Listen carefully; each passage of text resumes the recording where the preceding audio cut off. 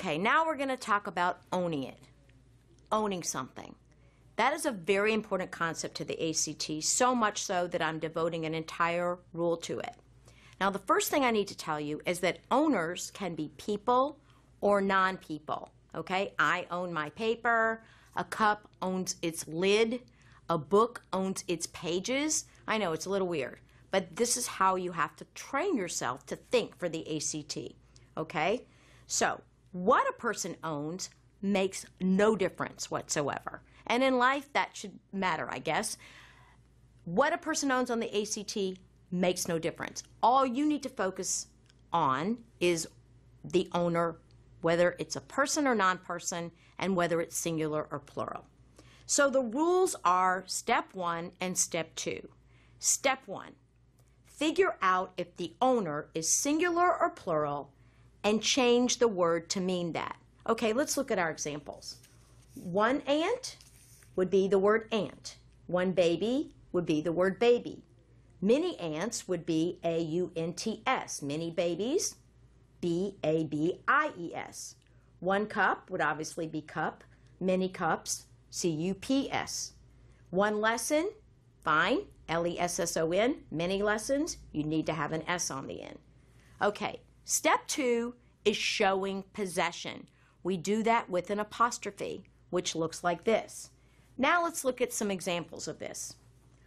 If you have one uncle and he owns a car, you would write my uncle, then you'd add possession. U-N-C-L-E, apostrophe S, car. But if you have many uncles who share a car, look at the example.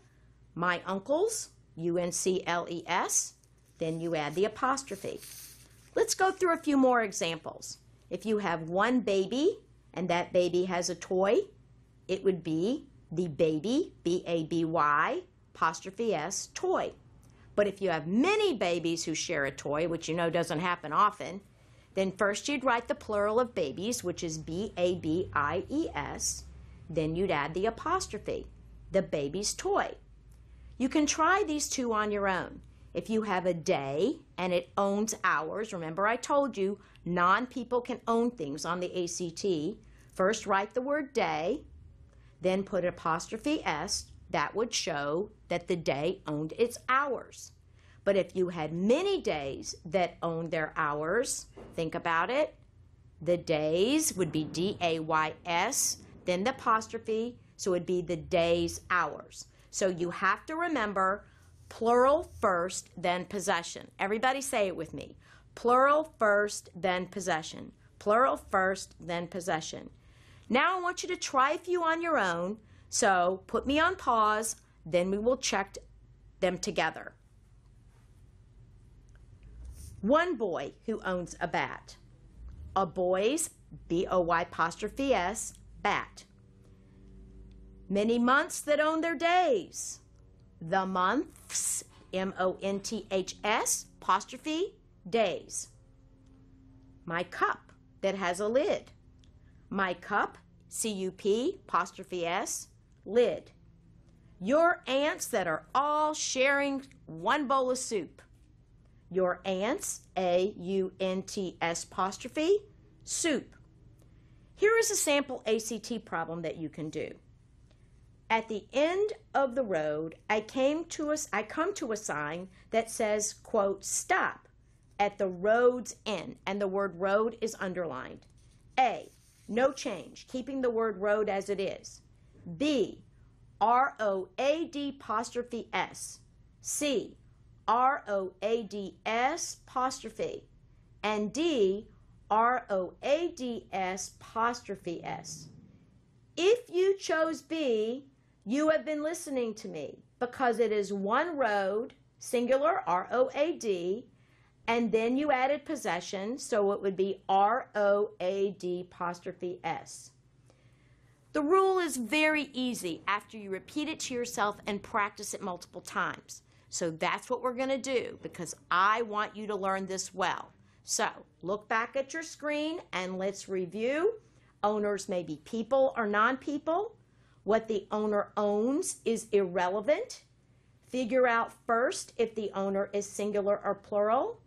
Then add your symbol for possession and apostrophe. How would you tell me that your test has questions? Put it on pause, figure it out. Remember, your test owns its questions. If you wrote T-E-S-T, then apostrophe S, you would be correct. Okay, hopefully you have learned to look at the owner. Remember that the owner can be a person or a non-person. Figure out whether that person or non-person is plural or singular. Then add possession. Good job. Another rule that's pretty easy to pick up on, and then we'll get to the hardest rule, which after your lesson should be very easy to you. I hope I've convinced you. None of this stuff is too hard. You just have to really study it and learn it. Okay. This rule is about a special type of word that I call a transition word. Ready? Grammar rule number 9, transitions. Remember, it is apostrophe S. It is all about the meaning. Okay, transition words tell you whether your sentence is going the same way or whether you're turning the corner and going the other way. Oh, look. Okay, here we go. Example. I love ketchup on everything. Therefore, pass the ketchup when I order fries. Okay, listen to this one. I love ketchup on everything. However, I don't eat ketchup on ice cream. Okay, so you see how therefore and however are completely different in meaning? Okay, so now we need to go back to the basics, back in basic training again. Here you go. A transition word is a very powerful word that can change everything about a sentence. Sometimes they mean that the sentence is continuing on without any surprises, like, therefore, pass the ketchup when I'm eating fries. Sometimes they mean that the sentence is about to really change, like, however, I don't eat ketchup with my ice cream. Okay, let me give you some more examples in this chart. So you might want to pause it and write it down, but you definitely want to study it for a little bit. Transition words that go in a positive direction. That means they're all going in the same way you'd expect. Thus, consequently, therefore, for example, moreover, for instance, accordingly, likewise. All right? Then we've got the transition words that change everything. However, although, nevertheless, nonetheless, yet. Okay, so let's talk about how you can figure out what these mean. What if you were asked about what you do before a game to avoid injury? Say you play a sport, soccer or football or basketball, or you even do gymnastics or field hockey or lacrosse. You might say, I stretch. Therefore, I don't get injured. I stretch. Moreover, I also drink water. I stretch. For example, I do need deep knee bends. I stretch. Consequently, I haven't pulled a muscle. Now, if you use the ones that go the other way, you get a completely different meaning. I stretch. Nevertheless, I still get hurt. I stretch. However, I got injured last year. I stretch. Nonetheless, I still pulled a tendon. So with transition word, it comes down to the meaning that you want. So if you don't read the sentence before or the words after the transition word, then you are shooting in the dark. You're guessing. However, if you look, and I just used one, if you look for these words and think about what they mean, you'll always know the right answer. Okay, here's an example. Last year, he was convicted of stealing a car. However, comma, he was sentenced to several years in jail. All right? We got that word however. The way it is in the sentence is A. B, yet, although, and D, consequently. Now, if you look at this and you really think about the sentence, you should realize that however, yet, and although make no sense. So you should probably be very comfortable with choosing D, okay? Now there's a little trick too. Mrs. Arts always has those tricks up her sleeve. Another way to typically get these right is to look at these 4 answers and notice that 3 of them look like they're basically all doing the same work. Like, however, yet, and although all go that other way. So the word consequently kind of sticks out like a sore thumb. It goes in the positive direction. So since you're guessing the one right answer and the three others have to be wrong, you should also say to yourself, yeah, self, answer's D. Know that, okay? So here we go. Here's another, and transition words are big on this test. So if you learn this, you're going to add some points to your score. Another example of a transition word. Many of the fans were unsure of the new recruits. It did not take long for them to accept these new talented players, however. Okay, do we want to keep however? No change? Do we want to see therefore? Do we want to say for instance? Or that is? Now think about this sentence. You need, however, because you need to let the reader know that the fans didn't take long, however. They were fans. They weren't so sure, but then they did it.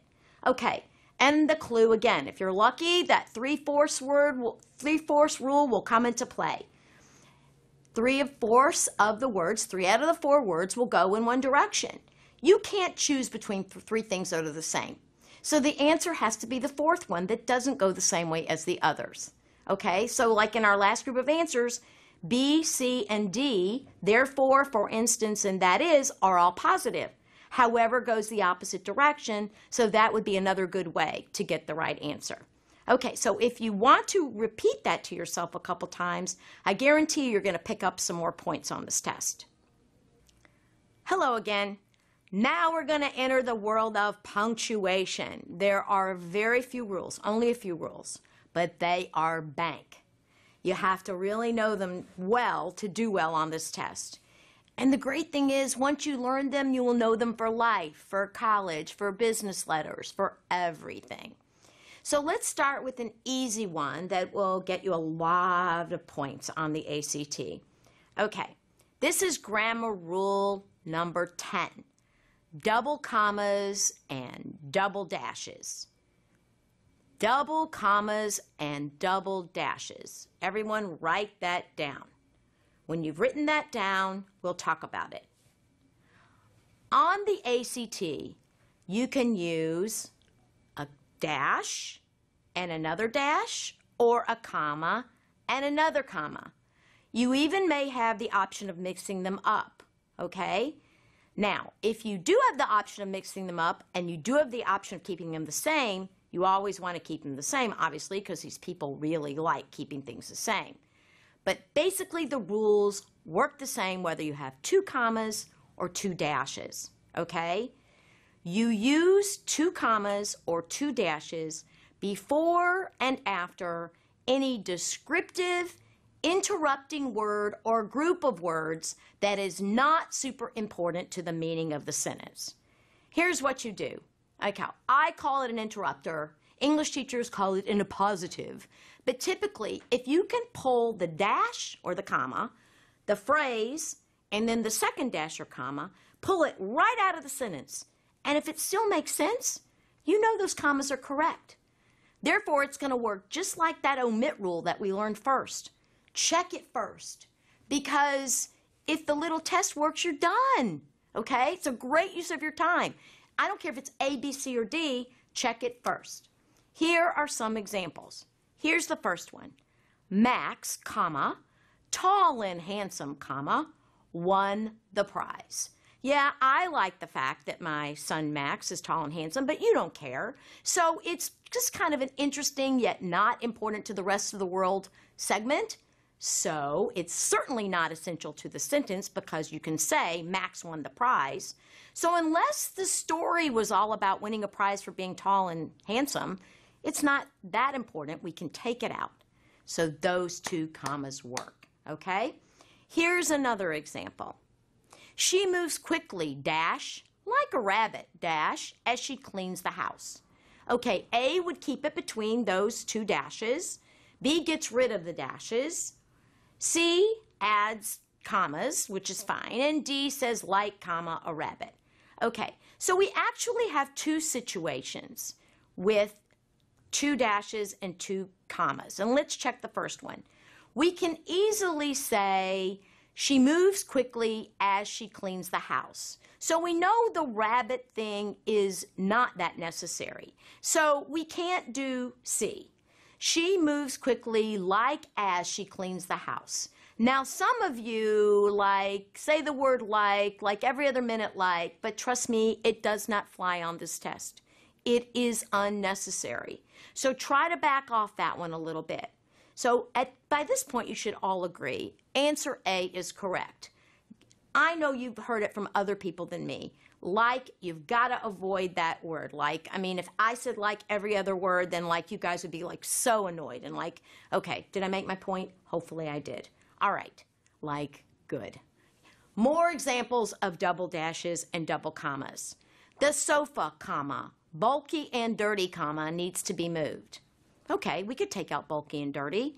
Dogs, dash, small and large, dash, filled the pet store. Now, I'm not saying take it out. I'm just saying because it's incidental, we want to surround it with something that tells the reader that it's incidental. Apples, comma, Fuji and Honeycrisp, comma, fancy, are available in the market. Okay, I followed this trail, dash, not on a bike, dash, but on a skateboard. Okay, we're not saying to take the information out, just to remind you, just to separate it from the main point of the sentence. All right, hopefully you're kind of getting me. You always want to check this first, and you always want to do that test to see whether you could take it out. All right, here is another example. More importantly, though, we enjoyed our time together. That's the way it shows up on the ACT. A is no change. B says more important, comma, though. C says more importantly, comma, though. And D says more importantly, comma, though, comma. Okay, now let's start with the only double commas, D, and we can easily take out the word though. It's kind of an extra word. The sentence still works. More importantly, we enjoyed our time together, so yes. The answer has to be D. You don't have to worry about the other ones. And it's really nice not to have to worry. You have enough to think about on this test. You don't have to make extra work for yourself. Okay? All right, so let's do a little bit of review. Transitions and double commas. The transition rule, grammar rule number 9. It's all about the meaning. You studied, comma, therefore, comma, you will do well. Okay, here's another one. You studied semicolon, and we're going to talk about semicolons soon, don't worry. However, comma, you did not practice, so you need to do so now. And that kind of has a double message for you. All right, grammar rule number 10. Let's review that one. Double commas. Always check them first. If the information inside the commas is not 100% important to the sentence, even though it's interesting, then you need those 2 commas or those 2 dashes. Hopefully you learned a lot from this one and you can't wait to learn more in our next lesson. See you then.